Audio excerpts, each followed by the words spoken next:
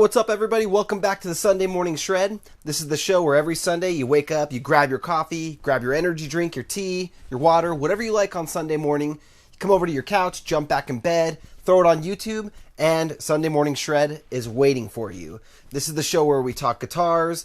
Sometimes I play videos of guitars you guys sent in to me, so if you guys have a cool custom guitar that you modded or somebody modded for you and you want to make like a 1 to 2 minute video showing us the guitar so I can share it with the audience, explaining your mods and some of your inspiration, I like playing those kinds of videos on here. I also want to do a battle of the bands sort of thing where viewers of the show can send in links for me to listen to their band and play it on the show, and then we can vote and kind of have like a battle of the bands, figure out some type of prize for the winner. So a lot of cool interactive stuff. This is also the show where I answer your guys' questions. This week I got a bunch of questions from you guys over from the YouTube channel, from the main channel, Guitar Guts, and it was from Trash to Thrash. If you guys watched the new episode of Trash to Thrash, episode 43, it was that insane purple Crackle with gold hardware LTD. It was kind of hard to let that one go.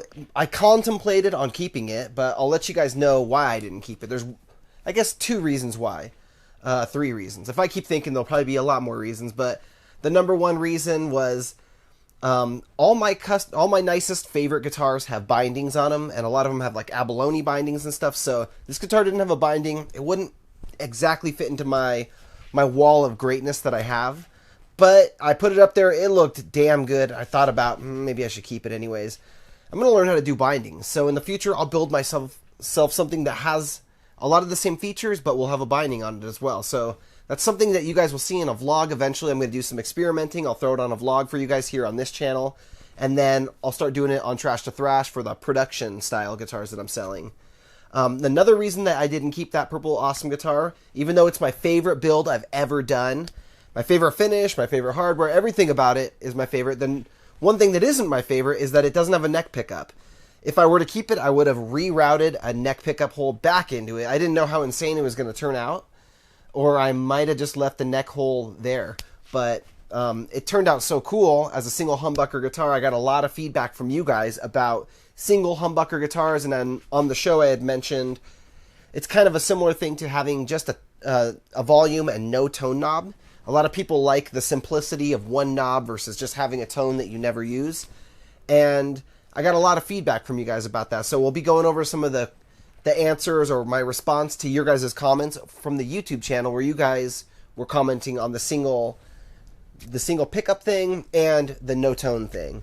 And then the number 3 reason I didn't keep the guitar was because I like to sell guitars and make money. That's my job here, making YouTube videos now and doing custom guitars for people. So that one, it sold within 1 minute of the episode ending. I was contacted by someone immediately who said, I need it, please. If it's not sold yet, please sell it to me.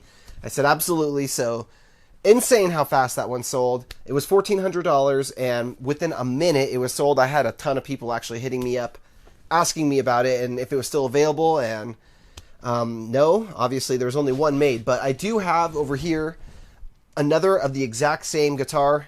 It's not built up yet. It's still sanded down. It's just hanging ready to be built. So if somebody wants to order that same guitar or something super similar, but maybe some variation, different color, different hardware, something like that, I have another one of the exact same guitar hanging right there. And behind it, I have a 7-string version of it too. Actually, it's an M207 that's hanging there. So that one already has the neck pickup cavity filled in. Could always reroute it if somebody wanted 2 pickups in it, but if you wanted a single humbucker 7-string version, we got a candidate for a 6 or a 7-string version. Another one of my favorite things to do on this show, besides show you all the things I was just talking about, is my guitar hunts. Almost every morning, I start my day at 3 or 4 in the morning by going on eBay and Reverb and seeing what's out there, seeing all the new listings for Jacksons and LTDs and Wolfgangs, and then all kinds of guitars, and I have like all these automatic updates, so every morning I get a bunch of emails from eBay of all the cool new stuff available. Then I jump to Reverb, and if I find anything particularly interesting or really cool, I want to share it with you guys. So this week I found one guitar that just stood out, was really interesting. It's actually something I'd seen before, and let's jump into it. So check this thing out. This is the guitar here, and look at that pickup setup. You ever see anything like that before? This thing's got 5 pickups in it, but you only play through one at a time, so they actually spin around and you can play any of those 5 pickups. I'll show you the pictures. This thing's just crazy. One of the pictures will show you with the pickup taken out, what it looks like under. You can see this is an Edwards guitar, which is one of my favorite brands. String through body. It's got the ESP neck plate on the back, ESP logo, because ESP is built and owned by Edwards. There's the setup right there. So we got 5 pickups. We got the TB16, the pearly gates. We got a JB. We got a TB14. I forget what the 16 and 14 are. And a 59. And you can see right here, let me zoom in a little bit.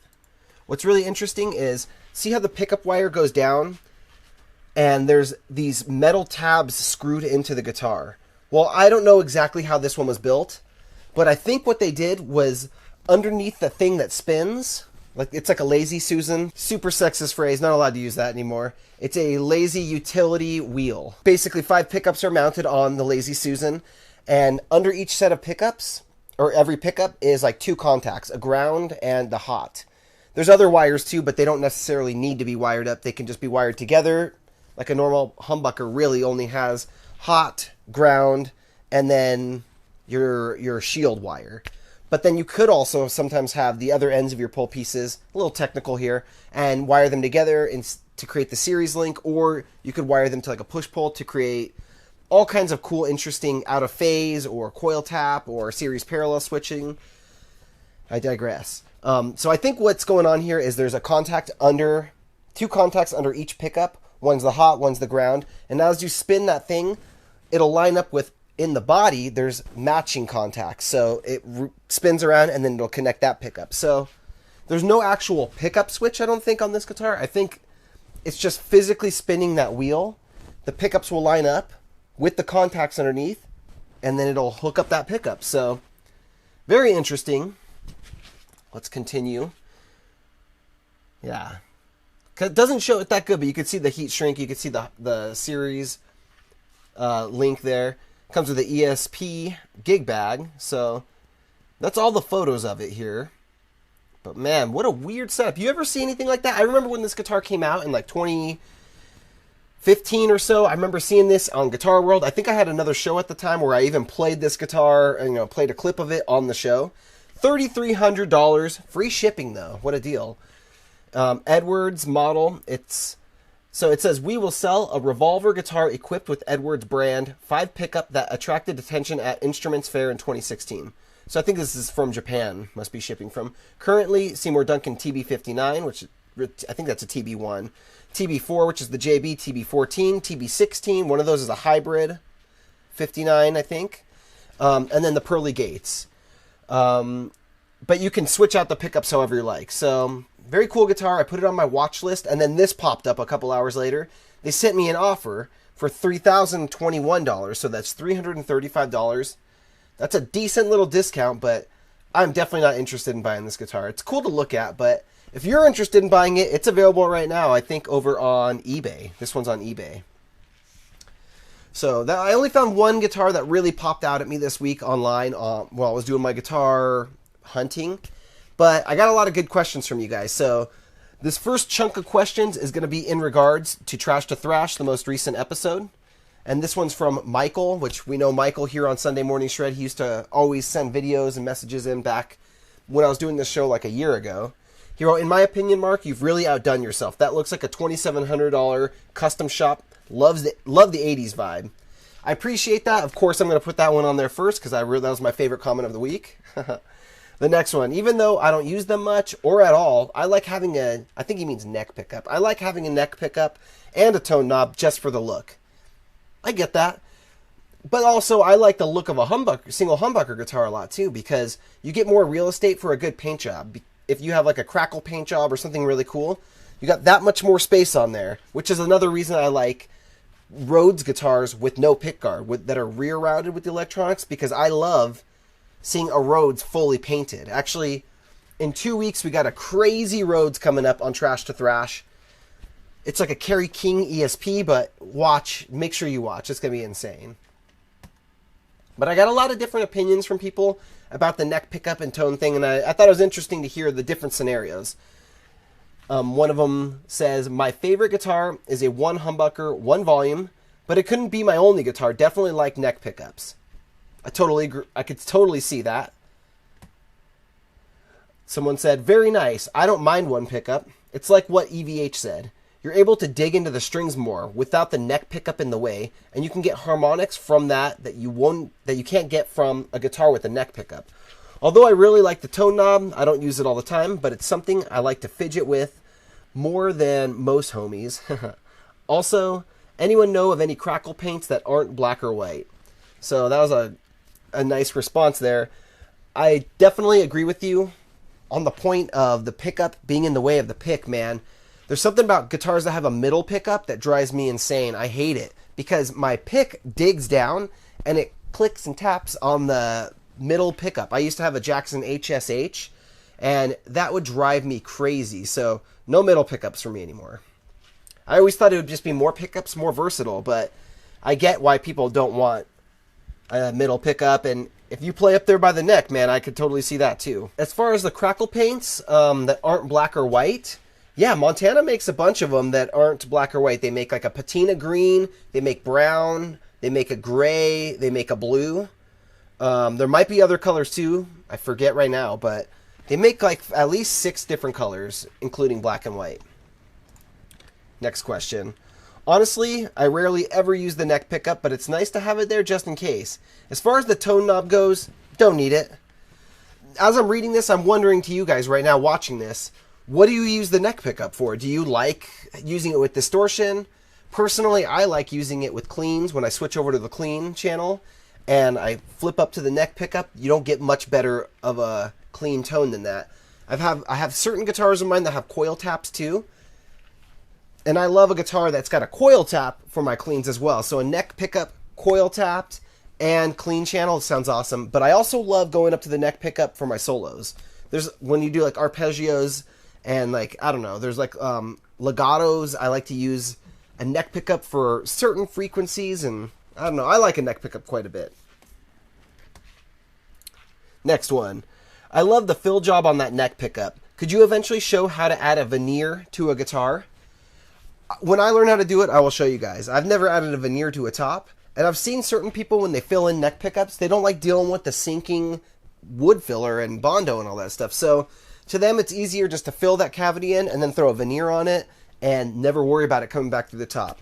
I've never added a veneer, but that's another thing, man, I would really love to learn how to do, because as I'm getting more into guitar painting, one of the next things I really want to learn is how to paint transparent paint jobs and use stains and mix colors together so I can get all these different interesting bursts and mixtures together. So yeah, that's definitely something I want to learn how to do, is throw a quilted maple veneer on top of any guitar, throw a binding around it, then route the edges so it's got the nice radius, then throw a multicolor transparent burst on top of the quilted maple. Like that's my favorite look, is neck through guitars, binding, like quilt or flame maple or some type of burl.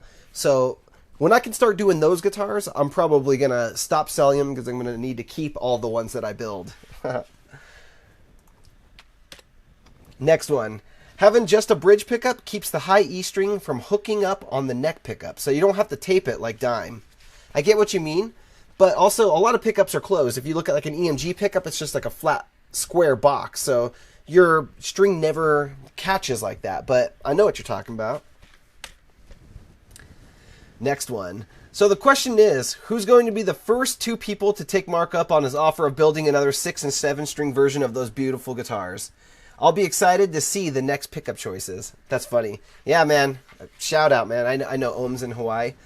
We'll see who wants to pick up one. To be honest, I have so many guitars to work on first that whoever buys it's probably going to have to wait 6 months or more to get their guitar, but jump in line now because I feel like that line is not going to get any shorter anytime soon. Next one. No rerouting for the Floyd Rose. Drop in. Looks sick, bro.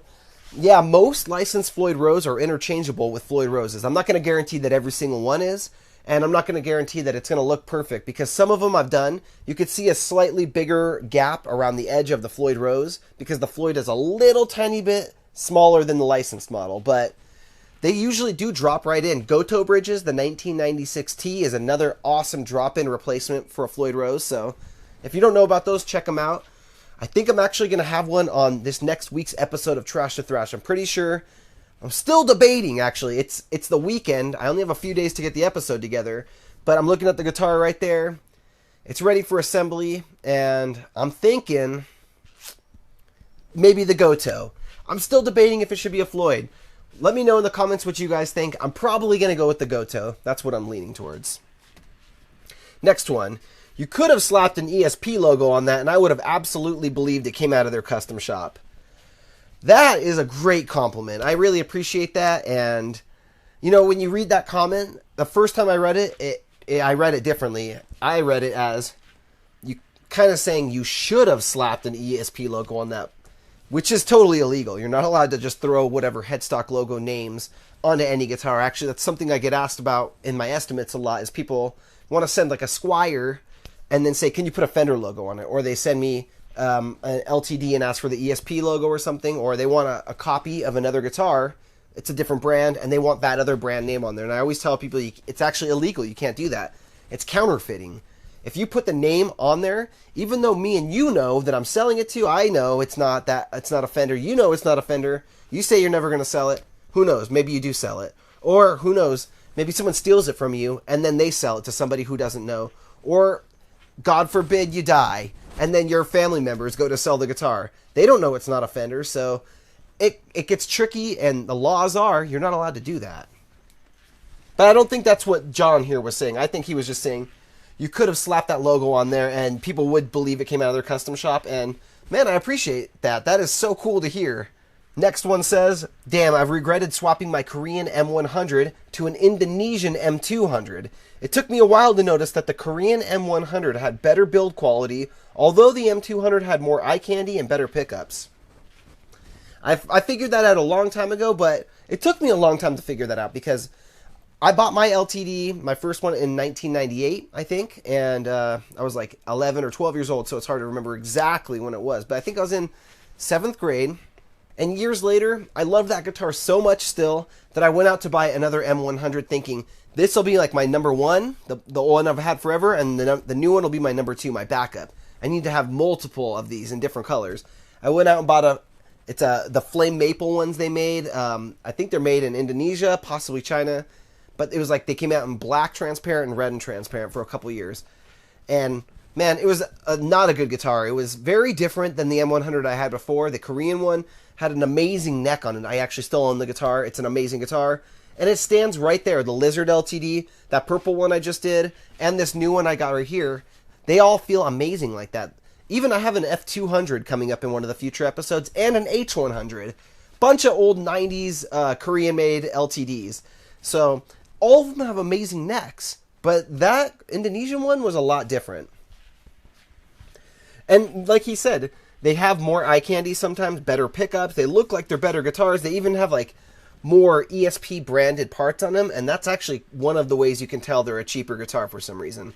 When the cheap LTDs come with ESP tuners and things like the old Korean ones didn't have, maybe some did, but the first ones didn't have the ESP branded, like the tuners and the Floyd Rose and also the neck plate. The neck plate didn't even exist on a lot of them. They just had large holes with screws going through them. Kind of like Ibanez does. Next one says, I think you should just have one channel and put your videos in playlists. And I could see why you would say that because you probably watch a lot of the videos on this channel, I'm guessing. But not everybody does. And a lot of people just want to watch Trash to Thrash or higher end stuff. But that channel's got almost 20,000 subscribers now. And every time I post a Sunday morning shred or a vlog on there, the Trash to Thrash videos get 5,000, 10,000, 20,000, 50,000, 60,000 views. Those other ones get 1,000, 2,000 maybe. And I like doing them, so I'm going to keep doing them here on this channel. But not everybody wants to see them. And it starts to bother people who only want to watch Trash to Thrash. They go on there, they see a new video from me, and they go, oh, it's one of these ones? Let's just turn off the post notifications for this guy from now on. Now, they don't even know when new episodes of Trash to Thrash came out. Not only that, but some of them might unfollow and go, I'll just check in from time to time. Eventually they may forget. But if I keep that channel as a certain type of content, and then the real diehards, the hardcores, the people who are real guitar nerds like me, They can subscribe to this one because they want more guitar content, and I totally get that. But it messes my numbers up when on YouTube because this is a business for me. And when I have these good trash to thrash weeks and then a Sunday morning shred comes over, it dips. And YouTube sees that as, okay, this guy's slipping. So they don't suggest my videos to as many people. Then Thursday comes around, that one does well. They start suggesting it to more people again. They go, okay, he's coming back. But it creates this weird like up and down motion instead of just a solid upward motion. So as a business move, I want to keep the momentum going. I also want my most recent video on that channel to be the thing most people are looking for. And I don't want it to be a niche video like, you know, Sunday morning shred Q&A or something like that. So if people are just discovering my channel, I have a lot better chance of getting them to subscribe if it's the stuff that, you know, that they'll probably more likely want to watch than the niche stuff like that. So I appreciate you guys watching this one. You guys are the hardcores. You and the Patreon audience are like the people who are deep in. So I love you guys. Thank you very much. That's why I give you guys really cool behind the scenes stuff. Oh, next one. Nice new haircut, dude. Thanks, man. I'm surprised more people didn't say something about this. This actually was my favorite comment from last week's episode. So, yeah, man, thank you. I chopped it off. I was like over a year without a haircut, and that was getting crazy. All right, next one's a doozy. It looks long, so everyone sit back, take a sip of your coffee. Get comfortable. Hey Mark, I love your work. I especially like how you're showing all of your work, even if things don't turn out the way you expect. Your videos really show your progress and growth, which is both impressive and inspiring. Here's a question for your next Sunday morning shred. How do you keep track of all your projects and all your small jobs involved? You said you might be working on 12 guitars per day, so how do you keep track of your progress and keep your deadlines in check? Do you plan your schedule per day or per week? It's even more impressive considering the amount of YouTube content you're editing and releasing. Your shop seems both quite chaotic and very organized at the same time. That is definitely true. It is quite chaotic and very organized. If I were to have anybody else working in here full time, they would be completely lost because there's so much stuff everywhere you look. I actually have a shop tour video coming out. I think it's coming out this next week on this channel, probably Tuesday. So keep an eye on that. I show you guys what's in my cabinets, how I organize my stuff, but I don't talk about how I organize the business side of it. So for me, I do Excel spreadsheets. Every guitar that comes in, I write a full estimate for. It's got the date that it was, sent to the person. I can fill in the date that it was received in and the date that it's estimated to ship out. But to be honest, the growth of this channel and my business, a year and a half ago, I was doing like 3 guitars at a time, and that was a lot for me. Now I got so many, 25 or 30 or 40 guitars going. 10 of them are painted, 10 of them are disassembled, and then 30 of them are somewhere in the middle there. But everything has grown in such a way that the system and the way that I'm organizing everything has completely had to change. So right now, the way I'm doing it is every guitar has their estimate, has their paperwork. I used to print them all out. Now it's too many. I would have to lay out all the sheets to get a visual on everything, and it doesn't really make sense. What I'm doing now is I'm taking chunks of like whatever season of Trash to Thrash I'm on. I put that on a whiteboard, and then I write everything that can be done next to each one of those guitars. And then I also have another whiteboard that shows everything that's here, a list of everything. So anything that gets added to the bottom of the list. And I work from the top going down. That's basically it. As far as getting things out on due dates, I try, but it doesn't always happen. Every single guitar here is completely different and custom. I'm working on a lot. I'm doing videos. I can't always keep my promised dates. And I try to communicate as best with my customers. Almost all of them are totally cool with it. They see what we're doing over here, and then they get their guitar and they love it. So almost all of them are cool with it. But it gets a little chaotic and hectic at times. Like right now, Trash to Thrash, the new season coming in. It's an extra day I can't work on guitars because I'm editing the video during a full day, basically. And I changed the way I do it now. So this season's going to be a little easier and smoother for me because I'm starting to edit the videos on Monday instead of like Tuesday or Wednesday, or sometimes, the episode was coming out on Friday sometimes because I didn't even have enough time to finish it. I would start it on Wednesday. I couldn't even get it out until like Thursday evening. And at that point, I would rather just put it out Friday early in the day so more people can watch it and it gets YouTube's, boost. But it is hard to keep everything organized. And at this level here, I think I have a system that's working really good as far as I have certain days where I'm going to paint, like say on a Monday, I'm going to paint 10 guitars or 5 guitars or something like that. Tuesday, I'll maybe work on all the headstocks for those guitars. Wednesday, I might grab the next batch, like a batch from here, and bring those outside and start bondoing them and sanding them. And then Thursday, I might... So I group things together and just grab chunks of guitars. If I'm going to do clear coats on one guitar, I'll plan it out a week ahead of time and make sure I have enough material and guitars that I can do 6 clear coats instead. So that I can put 2 guitars, one on each end of the booth, and do a couple at a time. So it's all about finding ways to combine and save time and be efficient. That's something I'm finding out. The more stuff that's here, that's the way it's got to be done. As far as scheduling, I schedule my week out in a notepad, and I'll put like each day has its own page.